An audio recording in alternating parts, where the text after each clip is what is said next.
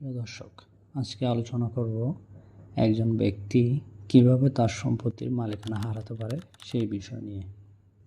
সর্বপ্রথম যে বিষয়টি আমরা আলোচনা করব সেটি হচ্ছে ঋণ বা দেনার জন্য জব্দকরণ।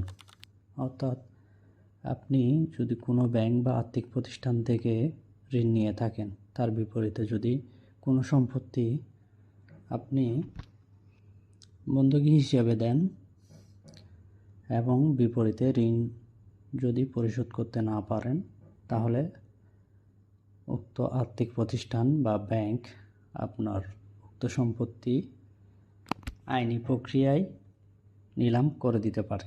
সেক্ষেত্রে আপনি আপনার সম্পত্তির মালিকানা হারাতে পারেন। এরপর যে বিষয়টি আলোচনা করব সেটি হলো জবরদখল।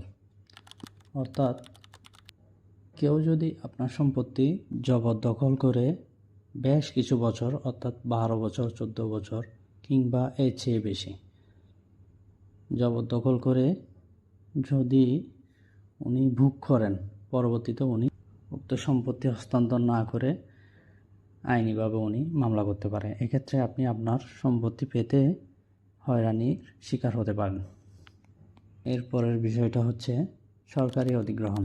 অর্থাৎ সরকারি কোনো স্বার্থে, জনস্বার্থে রেলওয়ে, সড়ক, বাঁধ, বিদ্যুৎ কেন্দ্র বা সরকারি কোনো স্থাপনা করার জন্য আপনার জমি যদি অধিগ্রহণ করে, এক্ষেত্রে আপনি আপনার সম্পত্তির মালিকানা হারাতে পারেন।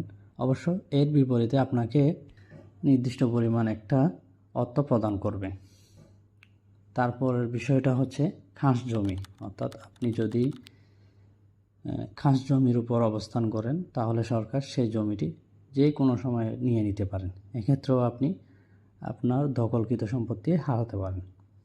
এর পরের বিষয় হচ্ছে কর বা খাজনা বকেয়া।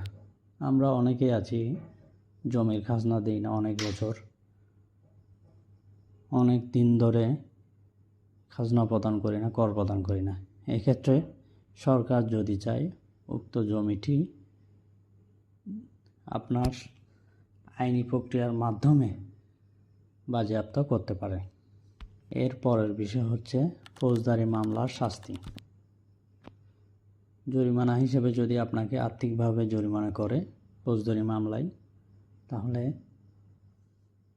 আপনি উক্ত জরিমানা দিতে না পারেন, তাহলে আদালত চাইলে আপনার সম্পত্তি নিলামে বিক্রি করে উক্ত জরিমানা পরিশোধ করার নির্দেশ দিতে পারে। এরপরের বিষয়টা হচ্ছে প্রতারণা ও জালিয়াতি। কেউ যদি আপনার উক্ত জমির জাল দলিল তৈরি করে এবং সেই ব্যাপারে আপনি যদি স্বেচ্ছার না হন, অর্থাৎ উক্ত দলিলটি চেক না করেন, তাহলে আপনি আপনার সম্পত্তি হারাতে পারেন। তারপর আলোচনা করব সর্বশেষ আরেকটা বিষয় নিয়ে, সেটি হচ্ছে নিষিদ্ধ এলাকায় জমি ক্রয়। অর্থাৎ বনভূমি, সংরক্ষিত এলাকা, সংরক্ষিত বনাঞ্চল কিংবা সেনাবাহিনীর এলাকায় জমি কিনলে সেটির মালিকানা ধরে রাখতে আপনার সম্ভব নাও হতে পারে।